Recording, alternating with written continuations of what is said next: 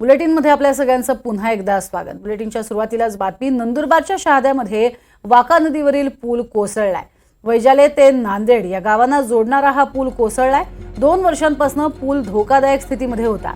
अखेर पाण्याच्या प्रवाहामुळे हा पूल कोसळून गेलाय।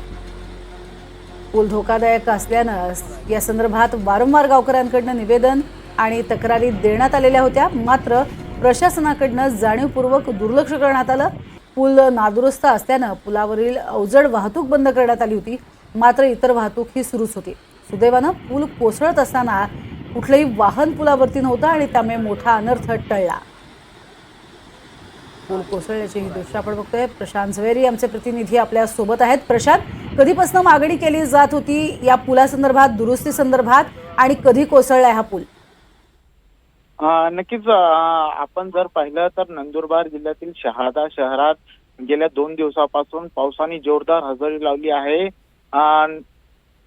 वैजाली ते नांदेड ह्या गावाला जोडणारा पूल जो होता तो कोसळला आहे। गेल्या अनेक दिवसापासून गावकरी मागणी करत होते की या पुलाची दुरुस्ती व्हावी, मात्र प्रशासनाने याकडे लक्ष दिलं नाही आणि काल जे आहे ते हा पूल कोसळला आहे। मात्र यात कुठलीही जीवितहानी झालेली नाही आहे। प्रज्ञा, नक्कीच धन्यवाद तुर्तास या संपूर्ण माहितीसाठी प्रशांत।